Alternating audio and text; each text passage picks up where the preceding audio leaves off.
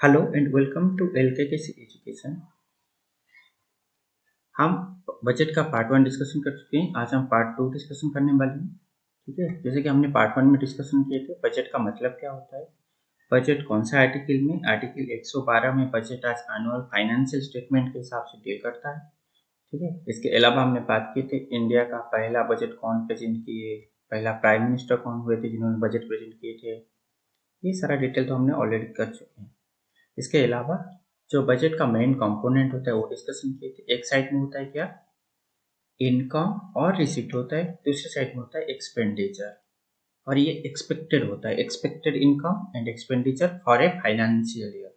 मतलब एक financial year का एक्सपेक्टेड इनकम एंड एक्सपेंडिचर को हम क्या बोलते हैं, बजट बोलते हैं। किसके लिए, एक फाइनेंशियल ईयर का। ठीक है, और अगेन ये इनकम को दो टाइप पे डिवाइड किया गया है, रेवेन्यू इनकम, कैपिटल इनकम। फिर एक्सपेंडिचर को दो टाइप पे डिवाइड किया गया है, revenue expenditure and capital expenditure. Clear. ये revenue income and revenue expenditure को मिलाकर हम बोलते हैं रेवेन्यू बजट। इन दोनों को मिलाकर हम क्या बोलते हैं, रेवेन्यू बजट बोलते हैं, रेवेन्यू बजट बोलते हैं। जैसे capital income and capital expenditure को, ये दोनों को मिलाकर हम ये बोलते हैं कैपिटल बजट।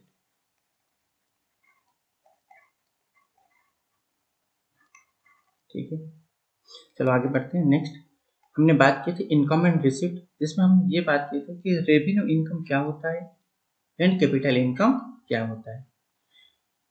इनकम में फाइनेंशियल लायबिलिटी एंड एसेट के ऊपर कोई भी इम्पैक्ट ना डाले उसको हम रेवेन्यू इनकम बोलते हैं। लेकिन जो कैपिटल इनकम होता है, इसमें फाइनेंशियल लायबिलिटी का इंक्रीजमेंट होता है, यानी कि लोन का इंक्रीजमेंट होता है, और जो नेट एसेट होता है वो डिक्रीजमेंट होता है। क्लियर। इसके बारे में हमने डिटेल में क्लास 1 में डिस्कशन कर चुके हैं, इसके बारे में भी कर चुके हैं। ठीक है, यहाँ पे हमने बात की जो रेवेन्यू इनकम होता है ये दो टाइप का होता है, एक तो होता है टैक्स, दूसरा होता है नॉन टैक्स। नॉन टैक्स में आता है फाइन, जैसे कि ट्रैफिक पुलिस को आप लोग फाइन दे रहे हो, पेनल्टीज, फी, रॉयल्टीज, ये सारा आ जाता है किसमें, नॉन टैक्स में। और टैक्स में दो टाइप का टैक्स आता है, कहते हैं डायरेक्ट टैक्स, दूसरा आता है इनडायरेक्ट टैक्स। दोनों में क्या अंतर है, direct tax and indirect tax में एक चीज है, एक इम्पैक्ट, मतलब टैक्स वो विल बियर द लायबिलिटी, कौन लायबिलिटी बियर करेगा, और incident who will pay the tax. इसके बारे में भी हमने प्रीवियस क्लास में डिस्कशन कर चुके हैं। मतलब फिर भी एक एग्जांपल ले लेते हैं जिसमें ये दोनों पर्सन सेम होंगे, यानी कि इम्पैक्ट एंड इंसिडेंट का एक ही पर्सन के ऊपर पड़े, तब हम उसको डायरेक्ट टैक्स बोलते हैं। अगर ये दो पर्सन इस हुए, अलग अलग पर्सन हुए, इम्पैक्ट एक पर्सन हुआ और इंसिडेंट एक पर्सन हुआ, तब हम इसको इनडायरेक्ट टैक्स बोलेंगे।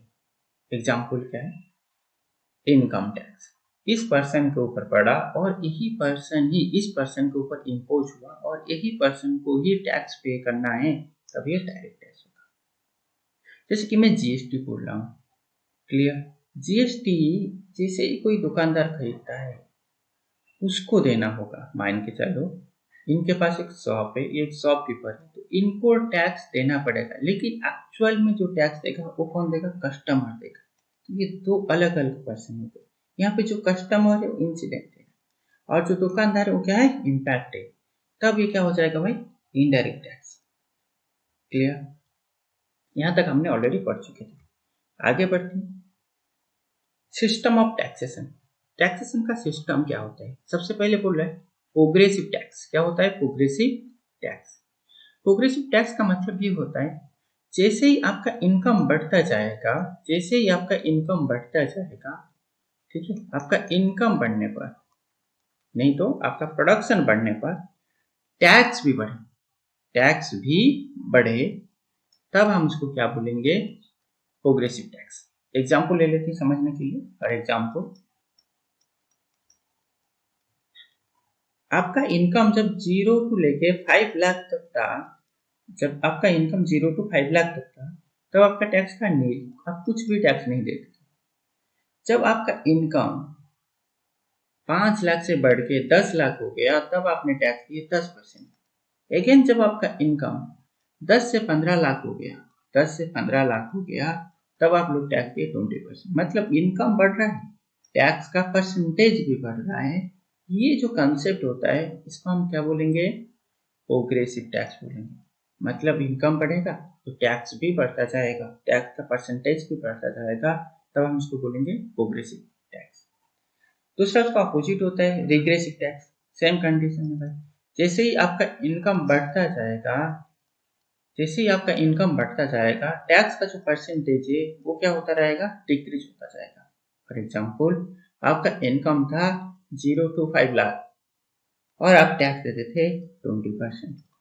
जैसे ही आपका इनकम बढ़ गया, कितना हो गया भाई 5 to 10 लाख, तब आपको टैक्स बढ़ा 10%। जैसे उससे बड़ा हो गया यानी कि 10 to 15 लाख हो गया, तब आपने टैक्स दिए मात्र 5%। तब हम इसको क्या बोलेंगे, रिग्रेसिव टैक्स। तब हम इसको क्या बोलेंगे, रिग्रेसिव। प्रोपोर्शनल टैक्स मतलब फ्लैट है, आपका इनकम कुछ भी हो जाए आपको एक फ्लैट परसेंटेज का टैक्स देना पड़ेगा। ठीक है, जैसे कि आपका इनकम 0 to 5 लाख है, कोई बात नहीं, आपको 10% टैक्स देना है। आपका इनकम 0 to 1 लाख है, कोई बात नहीं, आपको 10% टैक्स देना है। आपका इनकम 15 लाख है, कोई बात नहीं, आपको 10% टैक्स देना है। क्लियर।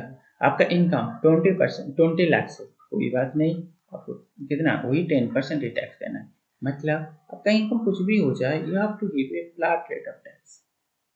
क्लियर। ये 3 टाइप का टैक्स का सिस्टम होता है, यानी कि सिस्टम ऑफ टैक्सेशन होता है। चलो नेक्स्ट आगे बढ़ते हैं, बात करेंगे डायरेक्ट टैक्स। डायरेक्ट टैक्स मतलब वो टैक्स जिसमें इम्पैक्ट और इंसिडेंट दोनों क्या होंगे, एक सिंगल पर्सन होंगे। क्लियर। क्या क्या आता है, इनकम टैक्स आता है, गिफ्ट टैक्स आता है, कॉर्पोरेट टैक्स आता है, सिक्योरिटी ट्रांजैक्शन टैक्स आता है, और क्या आता है, वेल्थ टैक्स। क्लियर। यहाँ पे इनकम टैक्स सबसे पहले हम डिस्कशन करेंगे किसके बारे में, इनकम टैक्स के बारे में। सबसे basic point, impose on individual, किसके ऊपर इम्पोज किया जाएगा, इंडिविजुअल के ऊपर इम्पोज किया जाएगा। And on registered organisation, and on registered organisation के ऊपर। ठीक है। फॉर एग्जाम्पल आपने आपका इनकम के ऊपर इनकम टैक्स तो दिए, लेकिन आपने एक ऑन रजिस्टर्ड शॉप कर लो, ठीक है, एक ग्रोसरी का दुकान खोल रखा है। अच्छा, इस ग्रोसरी का दुकान जो है आपका विलेज में खोला रखा है, इसलिए आपने इसको रजिस्टर नहीं किए, तो यहाँ के जो भी इनकम होगा ना, ये आपका ही इनकम माना जाएगा और आपसे ही टैक्स लिया जाएगा। क्लियर। जैसे कि हम कोई कंपनी का बात करेंगे, तो इन दैट केस ये अगर प्राइवेट लिमिटेड है, नहीं तो लिमिटेड कंपनी है, प्राइवेट लिमिटेड है नहीं तो लिमिटेड कंपनी है, देन कंपनी को एक सेपरेट एंटिटी माना जाएगा। क्लियर। जब तक वो रजिस्टर हो जाए, जब तक वो रजिस्टर हो जाए किसी भी एक्ट के थ्रू, देन वो सेपरेट लीगल एंटिटी होगा।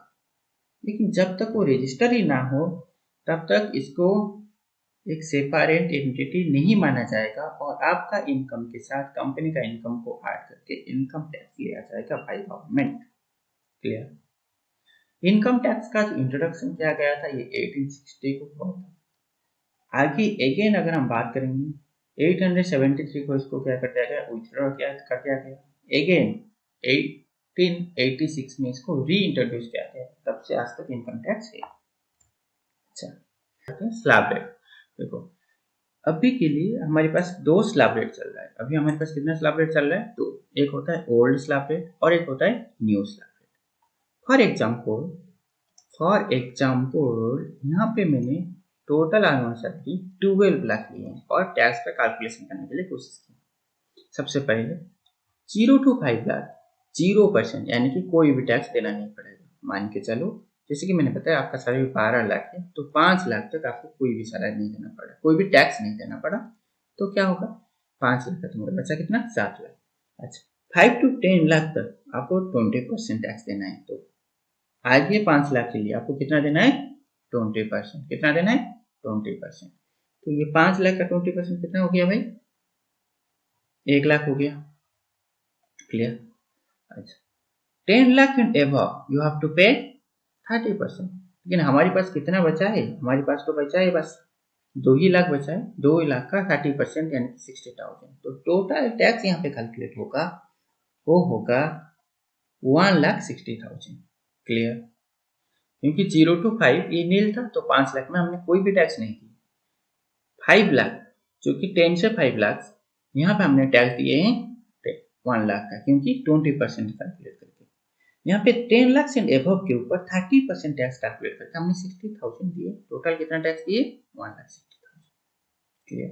अच्छा, लेकिन और एक टैक्स स्लैब है जिसको हम बोलते हैं न्यू टैक्स स्लैब और न्यू टैक्स सिस्टम। इसमें क्या है, 0 to 5 लाख नील है, बहुत बढ़िया, 0 to 5 लाख नील। फिर बोल रहा है 5 to 7.5 lakh you have to pay 10%. That means 2.5 lakh you have to pay 10%, 2,500 rupees. Next, 7.5 to 10 lakh you have to pay 15% tax. That means 2.5 lakhs, and the tax calculation is 37,500. Then 10 to 12.5 lakhs you have to pay 20%. Then I have only 2 lakhs because my salary is only 12 lakhs. Then I have to pay 40,000. Then another 2 is there, 12.5 lakh to 15 lakh, which 25%, 15 lakhs and above 30%. What is the tax calculation over here? 1,02,500. समझ में आया? अगर old tax slab में हम पैसा देंगे, tax देंगे, तो कितना देंगे भाई? 1,60,000 देंगे। लेकिन न्यू टैक्स स्लैब में अगर हम पैसा देंगे तो कितना देंगे? 1,02,500। दोनों में अंतर क्या है? दोनों में अंतर ये है कि यहाँ पे जो न्यू स्लैब रेट है, यहाँ पे क्या है, कोई भी डिडक्शन नहीं है। यहाँ पे जो डिडक्शन हुआ करता था उसको हटा दिया गया है। यहाँ पे आज भी डिडक्शन एग्जिस्ट करता है। ठीक है, चलो आगे बढ़ते हैं। Gift tax. देखो, गिफ्ट टैक्स बहुत इंपॉर्टेंट है, डायरेक्ट टैक्स है। कौन? Gift tax. अच्छा, गिफ्ट क्या होता है? जब भी कोई किसी को गिफ्ट देता है, जैसे कि आपका बॉयफ्रेंड है तो गर्लफ्रेंड आपको कुछ गिफ्ट दे दिया, ठीक है। यहाँ पे क्या होता है, इकोनॉमी का 2 वर्ड होता है, तो होता है डोनी, एक होता है डोनर। डोनर का मतलब वो पर्सन जो गिफ्ट देता है, वो पर्सन जो गिफ्ट देता है, ठीक है। और डोनी मतलब वो पर्सन जो गिफ्ट रिसीव करता है, जो गिफ्ट रिसीव करता है। डोनर यानी कि वो पर्सन जो गिफ्ट देता है, और डोनी यानी कि वो पर्सन जो गिफ्ट रिसीव करता है। क्लियर? और यहाँ पे डोनी यानी कि जो गिफ्ट रिसीव करेगा वो ये टैक्स पे करेगा। समझ में? फॉर एग्जाम्पल, ठीक है, एक पर्सन ने दूसरे पर्सन को टैक्स दिया, जिसके पास वो गिफ्ट आया उसको टैक्स देना है। क्लियर? तो गिफ्ट, देखो, गिफ्ट का जो अर्थ है ये 50,000 नहीं तो उससे ज्यादा होना चाहिए। गिफ्ट का जो अर्थ है 50,000 नहीं तो उससे ज्यादा होना चाहिए, तब भी जाके टैक्सेबल होगा। फॉर एग्जाम्पल, आपने गिफ्ट 50,000 रुपये का मिला, आपको गिफ्ट कितना को मिला? 50,000 रुपये को मिला, तो इस 50,000 रुपये टैक्सेबल होगा। आपको किसी ने गिफ्ट दिया 80,000, देन 80,000 टैक्सेबल होगा। लेकिन आपको किसी ने गिफ्ट दिया 40,000, टैक्सेबल नहीं होगा। क्लियर? अच्छा, इसके अलावा और क्या गिफ्ट टैक्सेबल नहीं होगा? क्योंकि आपके दिमाग में क्वेश्चन आ गया, पिताजी ने इतना गिफ्ट देते हैं। इमीडिएट रिलेटिव अगर आपको कोई गिफ्ट देती हैं वो भी टैक्सेबल नहीं होगा। जैसे कि आपका पिताजी हो गए, आपका माताजी हो गए, यानी कि आपका बहन हो गए, इसके अलावा आपका वाइफ हो गई। अगर ये आपको कोई टैक्स, कोई भी गिफ्ट देती है, वो 50,000 से ऊपर ना हो जाए, क्यों? लेकिन वो टैक्सेबल नहीं होगा। क्लियर? मैरिज के टाइम पे आपको जो भी गिफ्ट मिलेगा वो भी टैक्सेबल नहीं होगा। समझ में? मैरिज के टाइम में आपको जो भी गिफ्ट मिलेगा वो भी टैक्सेबल नहीं होगा। डोनी यानी कि डोनी जिसको आपने गिफ्ट दिए, अगर वो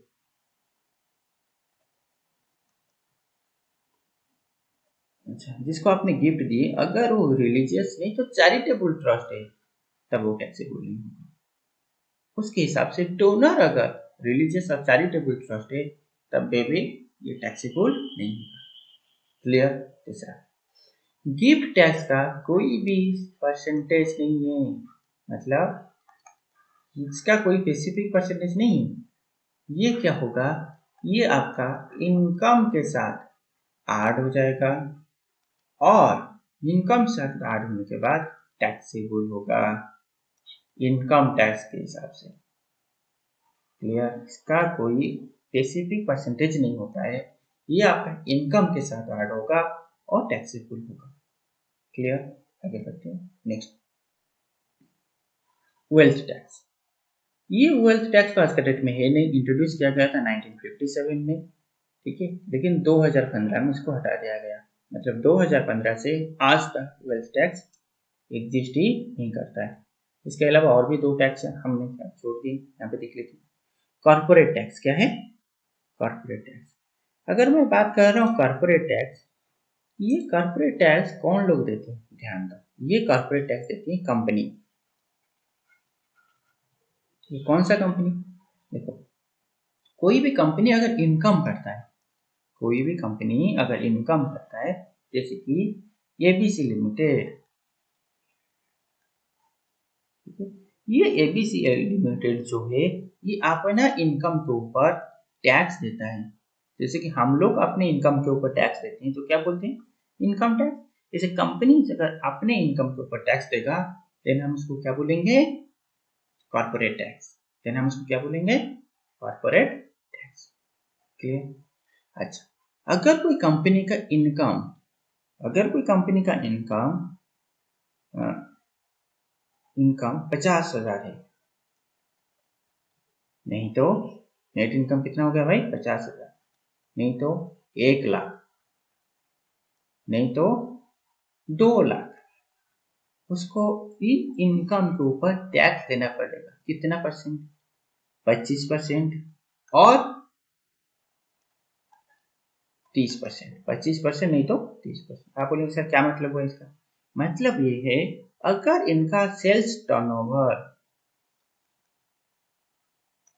मतलब उनका सेल्स टर्नओवर अगर 250 करोड़ से ज्यादा है then they have to pay 30%। अगर उनका सेल्स टर्नओवर 250 करोड़ से कम है देन दे हैव टू पे 25% कॉर्पोरेट टैक्स।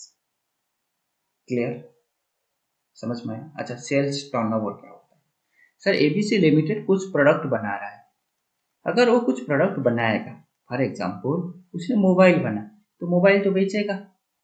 फॉर एग्जांपल उसने एक मोबाइल बेचा 15,000 का तो उसका सेल्स टर्नओवर 15,000 ही होगा। अगर उसने 2 मोबाइल बेचा तो क्या होगा, उसका सेल्स टर्नओवर 30,000 होगा। क्लियर। ऐसे ही सेल्स टर्नओवर आपका कैलकुलेट किया जाएगा। नेक्स्ट क्या है, एसटीटी, फुल फॉर्म है सिक्योरिटी ट्रांजैक्शन टैक्स। क्या है, जब भी आप कोई कंपनी का शेयर खरीदते हैं तब ये टैक्स लगता है और ये टैक्स बहुत कम है। कितना है, 0.1% ऑफ ट्रांजैक्शन वैल्यू। ठीक है, फॉर एग्जांपल हमने टाटा स्टील का शेयर खरीदे, कितना परसेंट, कितना खरीदे, 10,000 रुपया, तो ये 10,000 का ऊपर मुझे सिक्योरिटी ट्रांजैक्शन टैक्स देना पड़ेगा और कितना देना पड़ेगा, 1% ओनली। क्लियर। चलिए फिर आगे बढ़ते हैं इनडायरेक्ट टैक्स में, इसमें हम बात करेंगे गुड्स एंड सर्विस टैक्स यानी कि GST. Goods and service tax यानी कि जीएसटी। जीएसटी का एक टैगलाइन है जिसका नाम है वन नेशन वन टैक्स, ये याद रखना। ठीक है, जीएसटी इंट्रोड्यूस किया गया था 2017 में, 1 जुलाई 2017 में जीएसटी का इंट्रोड्यूस किया गया था। ठीक है। अच्छा, जीएसटी को समझने के लिए 2 चीज़ समझना पड़ेगा, एक होता है इंटरस्टेट, एक होता है इंट्रास्टेट। इंटरस्टेट का मतलब स्टेट के बिटवीन, 2 स्टेट के between. For example Orissa, for example UP. Orissa में प्रोडक्शन हुआ, कोई भी सामान का प्रोडक्शन कहाँ पे हुआ, उड़ीसा में हुआ, और उसका सेलिंग अगर उत्तर प्रदेश पे हो रहा है, ठीक है, उत्तर प्रदेश पे हो रहा है, ये पर्टिकुलर ट्रांजैक्शन को बोला जाएगा इंटर स्टेट, यानी कि स्टेट के बिटवीन। क्लियर? क्योंकि गुड्स एंड सर्विस एक डेस्टिनेशन टैक्स है, ठीक है, यहाँ पे यूपी में ही इसका टैक्स लगेगा। नेक्स्ट बात करती हैं इंटर स्टेट। Intra state. क्या है? इंट्रा स्टेट मतलब स्टेट के अंदर। फॉर एग्जाम्पल सामान का प्रोडक्शन हुआ, कहाँ पे हुआ? उड़ीसा में, और उसका सेलिंग भी उड़ीसा में हुआ, देन ये हो जाएगा इंट्रास्टेट। और यहाँ पे पहले जो टैक्स लगता था इसको बोला जाता था वैल्यू एडेड टैक्स, और इंटरस्टेट में जो टैक्स लगता था इसको हम बोलते थे सेल टैक्स। क्लियर? अच्छा, जो वैल्यू एडेड टैक्स यानी कि वैट होता था, ये स्टेट गवर्नमेंट का टैक्स होता था, स्टेट गवर्नमेंट का टैक्स होता था, जिसके वजह से क्या होता है, जो प्रोडक्ट का प्राइस एक राज्य से दूसरे राज्य के बीच में वेरी करता था। फॉर एग्जाम्पल अगर ये पर्टिकुलर आइसक्रीम का प्राइस उड़ीसा में 7 रुपया है, और उसी सेम पर्टिकुलर आइसक्रीम का प्राइस उत्तर प्रदेश में 10 रुपया होता था। क्यों? क्योंकि टैक्स के वजह से। क्लियर? तो इस असुविधा को सही करने के लिए गवर्नमेंट ने जब गुड्स एंड सर्विस टैक्स लेके आया, इसको बोला गया यूनिफॉर्म टैक्स, यानी कि सभी जगह में एक ही टाइप का टैक्स लगेगा। क्लियर? अच्छा, इसको और डिटेल में समझती हूँ। डिटेल में समझने के लिए आपको ये समझना जरूरी है कि ये जो टैक्स है ना, इसको हमने 3 कैटेगरी में डिवाइड किया। एक तो होता है SGST। क्या है? SGST। और ये SGST का मतलब क्या होता है? फिर SGST का मतलब होता है state goods and service tax. ठीक है? क्या है? SGST। इसका मतलब क्या हो जाएगा? State goods and service tax. और CGST central goods and service tax. जैसे कि कोई भी सामान अगर उड़ीसा में प्रोडक्शन होकर उड़ीसा में बेचा जा रहा है, फॉर एग्जाम्पल मान के चलो कि एक पेन जिसका प्राइस है 100 रुपीज़, जिसका प्राइस कितना है? 100 रुपीज़, जो कि उड़ीसा में प्रोडक्शन हुआ और उड़ीसा में बेचा जा रहा है। इसमें 2 टाइप का GST लगेगा, एक लगेगा CGST और एक लगेगा SGST। क्योंकि एजुकेशन सामान के ऊपर 5% का GST है, इसका मतलब यहाँ पे 2.5% GST लगेगा और यहाँ पे लगेगा 2.5%, यानी कि 2.5 रुपया, यानी कि 2.5 रुपीज़ ये पैसा जाएगा गवर्नमेंट ऑफ इंडिया के खाते में, और ये 2.5% यानी कि 2.5 रुपीज़ जाएगा उड़ीसा गवर्नमेंट के खाते में, क्योंकि ये उड़ीसा में हो रहा है, यानी कि स्टेट गवर्नमेंट के खाते में जाएगा। क्लियर? दूसरा इंटरेस्ट, जहाँ पे ये पर्टिकुलर टैक्स का बात होगा, यहाँ पे लगेगा IGST, जिसका फुल फॉर्म है इंटीग्रेटेड GST। और ये जो IGST लगेगा, इसको कलेक्ट करेगा गवर्नमेंट ऑफ इंडिया। कौन कलेक्ट करेगा? Government of India. और इसको स्टेट के बीच में जितना भी राज्य होंगे, सारे राज्य के बीच में क्या होगा? डिवाइड किया जाएगा बाय GST काउंसिल। कौन करेगा? GST काउंसिल इसको डिवाइड करेगा। Who is the head and chairperson of GST council? GST council का हेड होती है फाइनेंस मिनिस्टर, और अभी के लिए फाइनेंस मिनिस्टर है निर्मला सीतारामन, वो GST काउंसिल का हेड है। क्लियर? आगे बढ़ते हैं। कितना टैक्स स्लैब है? GST का 5 टाइप का टैक्स स्लैब है। एक तो कुछ प्रोडक्ट के ऊपर 0% टैक्स लगता है, कुछ प्रोडक्ट के ऊपर 5% टैक्स लगता है, कुछ प्रोडक्ट के ऊपर 12%, कुछ प्रोडक्ट के ऊपर 18%, कुछ प्रोडक्ट के ऊपर 28% टैक्स लगता है। इसके अलावा और भी दो एक्सक्लूसिव GST रेट है। अगर एग्जाम में आपको ये पूछा गया how many GST slab rate आते हैं, तो आंसर आपका होगा 5। आंसर क्या होगा? 5। लेकिन अगर पूछा गया how many exclusive GST rate आते हैं, तो आंसर होगा 2। देखो ये दो क्या है, एक तो है 0.25% जो कि डायमंड के ऊपर लगता है, जो किसके ऊपर लगता है? डायमंड के ऊपर, और अनदर 3% है जो कि गोल्ड के ऊपर लगता है। क्लियर? इसके अलावा electricity, alcohol, petrol, real estate, इसमें GST लगता ही नहीं है, यानी कि यहाँ पे GST लगता ही नहीं है। ठीक है, मैं यहाँ पे लिख दे रहा हूँ नो GST। क्यों? क्योंकि इसके ऊपर स्टेट गवर्नमेंट अपने हिसाब से टैक्स लगाती है।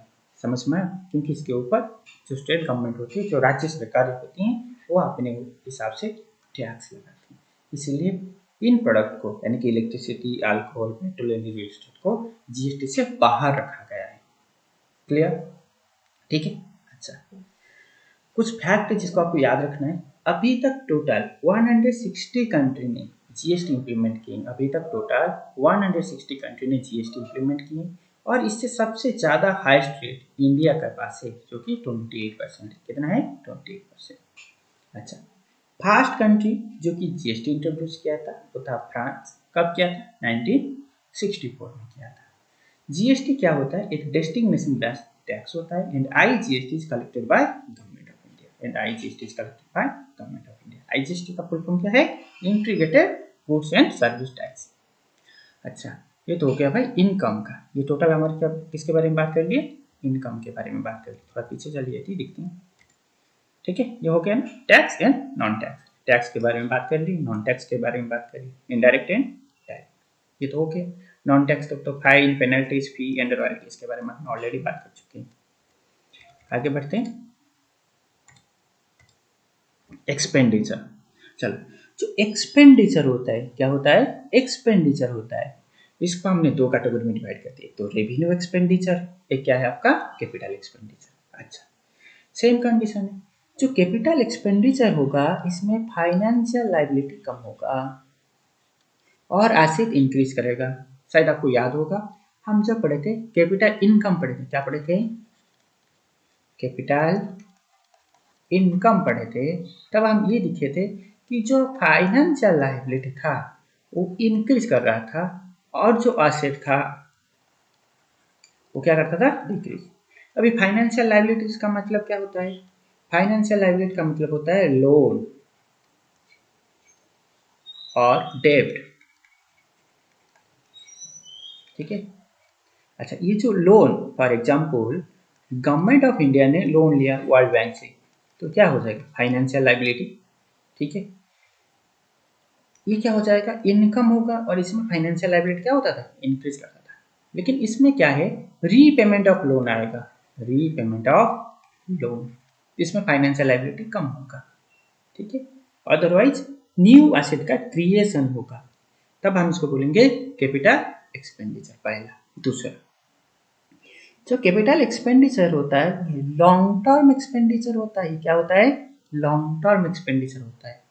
तो ठीक है, और ये नॉन रिकरिंग होता है, मतलब ये एक ही बार होगा, ऐसा नहीं कि बार बार होगा, मतलब वन टाइम होगा।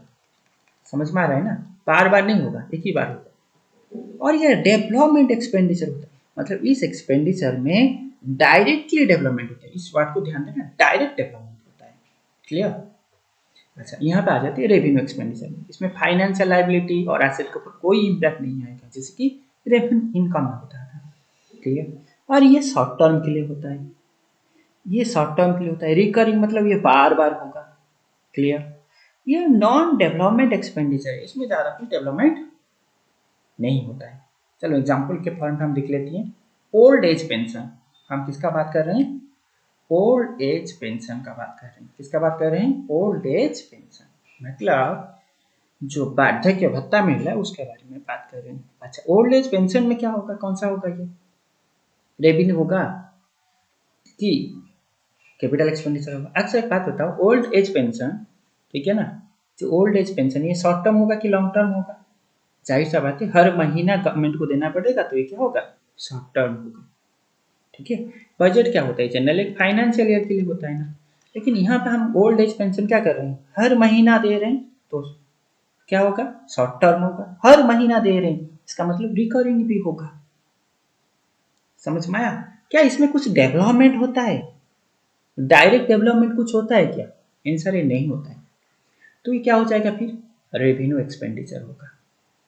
क्लियर? पहला चीज, ओल्ड एज पेंशन में क्या फाइनेंशियल लायबिलिटी और एसेट के ऊपर इम्पैक्ट आता है? आंसर नहीं होता है। ये शॉर्ट टर्म के लिए होता है। हाँ, ये रिकरिंग होता है, मतलब हर महीना देना पड़ता है। और ये क्या है? नॉन डेवलप एक्सपेंडिचर है, जिसके वजह से हम इसको क्या बोलेंगे? रेवेन्यू एक्सपेंडिचर बोलेंगे। क्लियर? आगे बढ़ते हैं, ये देख लेते हैं भाई, construction of dam. Construction of dam क्या होगा? कंस्ट्रक्शन ऑफ डैम का अगर हम बात करेंगे, एक बात बताओ, जब अगर हमने कोई डैम बनाए, फॉर एग्जांपल हमने हीराकुद डैम बनाए, हमने क्या बनाया? हीराकुद डैम बनाए। अच्छा, ये लॉन्ग टर्म होगा कि शॉर्ट टर्म होगा? सबसे पहले ये लॉन्ग टर्म होगा, क्योंकि एक ही बार हम करना है, और ये वन टाइम होगा। ऐसा नहीं कि बार बार हीराकुद डैम बना दें। समझ में आया? ये क्या होगा? वन टाइम होगा। क्लियर?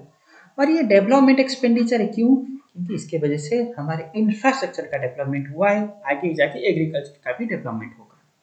क्लियर? तब हम इसको क्या बोलेंगे? हम इसको बोलेंगे कैपिटल एक्सपेंडिचर। मतलब ये है, कोई भी एक्सपेंडिचर में अगर फाइनेंशियल लायबिलिटी एंड एसेट का कोई इम्पैक्ट नहीं हो रहा है, शॉर्ट टर्म के लिए हो रहा है, रिकरिंग इन नेचर हो रहा है, नॉन डेवलपमेंट एक्सपेंडिचर है, देन हम इसको रेवेन्यू एक्सपेंडिचर बोलेंगे।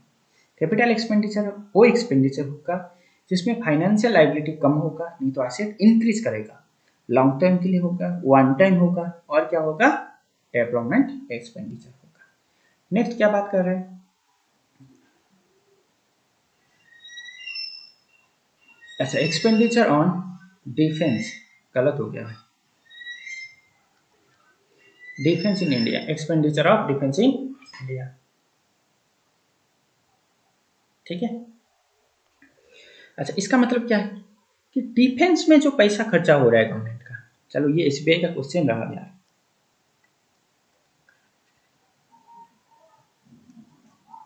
अच्छा, ये एसबीआई पीओ का क्वेश्चन है। अच्छा, ये बताओ ये क्या है? Expenditure on defence in India, defence sector में जो पैसा खर्चा करना है वो एक्सपेंडिचर क्या है? तो आप बोलेंगे सर क्या है ये, बताओ।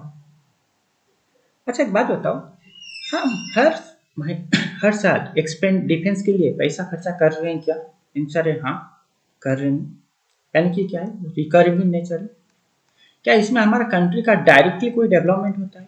आंसर नहीं होता है सर, इनडायरेक्टली होगा, डायरेक्टली तो नहीं होगा। ठीक है। अच्छा, एक बात बताओ, इसमें क्या फाइनेंशियल लायबिलिटी एंड एसेट के ऊपर इम्पैक्ट पड़ता है? आंसर नहीं पड़ता है।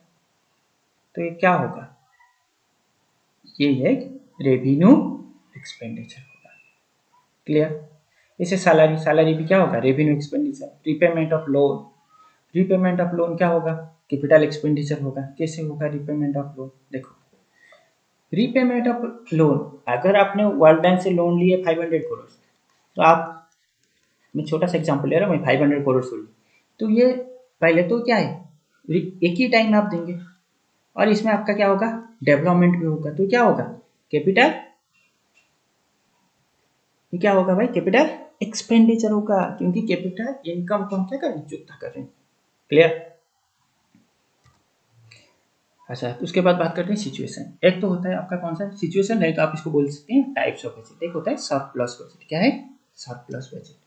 बजट का मतलब तो आपको समझ में आ गया कि एक्सपेंडिचर इनकम का एक्सपेक्टेड लिस्ट होता है। ठीक है। जिसमें सरप्लस बजट का अगर मैं बात कर रहा हूँ, इसका मतलब ये होगा एक ऐसा बजट जिसमें क्या है, एक्सपेंडिचर जो है, एक्सपेंडिचर कम होगा और इनकम ज्यादा होगा। इनकम क्या होगा? ज्यादा होगा। बैलेंस बजट में क्या है? एक्सपेंडिचर इनकम दोनों बैलेंस होगा, यानी कि बराबर होगा। डेफिसिट बजट में क्या है कि जो एक्सपेंडिचर ये ज्यादा होगा और इनकम क्या होगा? कम होगा। तब हम इसको डेफिसिट बजट बोलेंगे। दोबारा बता रहे हैं, सरप्लस बजट में इनकम ज्यादा होगा, बैलेंस बजट में इनकम एंड एक्सपेंडिचर दोनों बैलेंस इनके बराबर होगा। डेफिसिट बजट में एक्सपेंडिचर ज्यादा होगा और इनकम कम होगा, एक्सपेंडिचर ज्यादा होगा एंड इनकम कम होगा। अच्छा, ये जो सरप्लस बजट होता है ये अंडर डेवलप्ड कंट्री के लिए होता है। क्लियर? जो बैलेंस बजट होता है ये डेवलप्ड कंट्री के लिए होता है। किसके लिए होता है? डेवलप्ड कंट्री के लिए होता है। डेफिसिट बजट जो होता है ये डेवलपिंग कंट्री के लिए होता है, मतलब ये प्रिफरेबल माना जाता है। समझते हैं क्यों? अच्छा, एक बात बताओ, अगर आपको लोन चाहिए, फॉर एग्जाम्पल अगर आपको लोन चाहिए, आपने बैंक के पास गए और बोले कि मुझे लोन दो, क्या आपको मिलेगा? क्या बैंक आपको देगा? छोटो खुद का मैं अपना एग्जाम्पल ले लेता हूँ। फॉर एग्जाम्पल मुझे लोन चाहिए, मैं जाके बैंक को बोला कि मुझे 10 करोड़ लोन दे दो, क्या मुझे बैंक देगा? नहीं देगा। लेकिन एक बात बताओ, विजय माल्या को बैंक ने 6,000 करोड़ 7,000 करोड़ तक लोन दे दिया। क्यों? क्योंकि उसके पास रीपेमेंट करने का कैपेसिटी था। समझ में आ रहा है? मुझे वो 10 करोड़ नहीं देगा, लेकिन अगर मैं पूछूंगा कि मुझे 10 लाख लोन दे दो तो बैंक मुझे दे देगा, आराम से दे देगा, कोई दिक्कत नहीं। क्लियर? इसका मतलब ये समझ लो, दोज आर अंडर डेवलप, उनको डेवलपमेंट का तो जरूरत है, लेकिन उनको लोन देगा क्या बैंक? आंसर है नहीं। ठीक है, तब ये क्या करेंगे? सरप्लस बजट करेंगे। तब ये क्या करेंगे? सरप्लस बजट करेंगे, एक्सपेंडिचर कम करेंगे और इनकम ज्यादा करेंगे, और इनकम को बैलेंस बचा के रखेंगे। समझ में आ गया? क्लियर? अच्छा, डेवलप्ड इकोनॉमी को क्या इकोनॉमी डेवलपमेंट करने का जरूरत है? अभी उनका इंफ्रास्ट्रक्चर बाकी वगैरह सब तो डेवलप्ड है, इसीलिए वो लोग क्या करती हैं, जितना पैसा इनकम करेंगे सारे पैसा को ही खर्चा कर देंगे, एक्सपेंडिचर कर देंगे, इनको सेविंग का कोई जरूरत है नहीं। ठीक है। अच्छा, डेवलपिंग कंट्री क्या है? वो डेवलप कर रही हैं। समझ में आया? वो डेवलप कर रही हैं, जैसे कि मिडिल क्लास फैमिली है इंडिया में। ठीक है, ये बहुत गरीब लोग हैं इंडिया का। ठीक है, जो कि लेबर टाइप का मान के चलो, लोन मिलना मुश्किल हो जाता है। और ये क्या है? पूरा डेवलप पर्सन है, जिनको अभी कुछ नहीं चाहिए, मुकेश अंबानी जैसा मान के चलो। लेकिन जो डेवलपिंग है, मतलब मिडिल क्लास फैमिली से, इन लोग को तो लोन मिलता है। हाँ ये ना, ये लोग रिस्क लेते हैं for the purpose of development. तब ये लोग क्या करते हैं? डेफिसिट बजट बनाती है, और डेफिसिट बजट बना के लोन लेके आती हैं वर्ल्ड बैंक से, इंटरनेशनल मॉनिटरी फंड से, for the purpose of development. Clear? समझ में आया? और इंडिया क्या है? इंडिया आज भी खुद को मानता है डेवलपिंग इकोनॉमी। देखो मेरी बात ध्यान से सुनना, इंडिया आज भी खुद को मानता है डेवलपिंग इकोनॉमी, लेकिन यूएस मानता है इंडिया डेवलप इकोनॉमी। चलो इसके बारे में कभी बाद में बात करेंगे, आगे बढ़ जाती है, नेक्स्ट काम करते हैं। यहाँ पे होता है सोर्सेस ऑफ, यहाँ पे बात करेंगे सोर्सेस ऑफ डेफिसिट फाइनेंसिंग। अच्छा, बात तो ये हो गया भाई कि हमने क्या किए, ज्यादा एक्सपेंडिचर किया और हमारे इनकम कम है, तो हम पैसा कहाँ से लेकर आएंगे? सबसे पहला और आसान तरीका होता है लोन। वर्ल्ड बैंक से लोन ले लो, इंटरनेशनल मॉनिटरी फंड से लोन ले लो, न्यू डेवलपमेंट बैंक से लोन ले लो। समझ में आ गया? यूएस से लोन ले लो, मतलब कंट्री से ले लो, यूके से लोन ले लो। क्लियर? दूसरा होता है डिस इन्वेस्टमेंट। डिस इन्वेस्टमेंट क्या होता है कि कुछ डिस इन्वेस्टमेंट कर दो। एग्जाम्पल फॉर्म में समझती हूँ। For example, bank of Baroda का 90% शेयर जो है ये गवर्नमेंट ऑफ इंडिया के पास है। अच्छा, गवर्नमेंट का बैंक होने के लिए इसको बस 51% का शेयर चाहिए। कितना चाहिए? 51% का शेयर चाहिए। क्लियर? अच्छा, इसका मतलब ये बाकी शेयर, यानी कि बाकी कितना रहा भाई?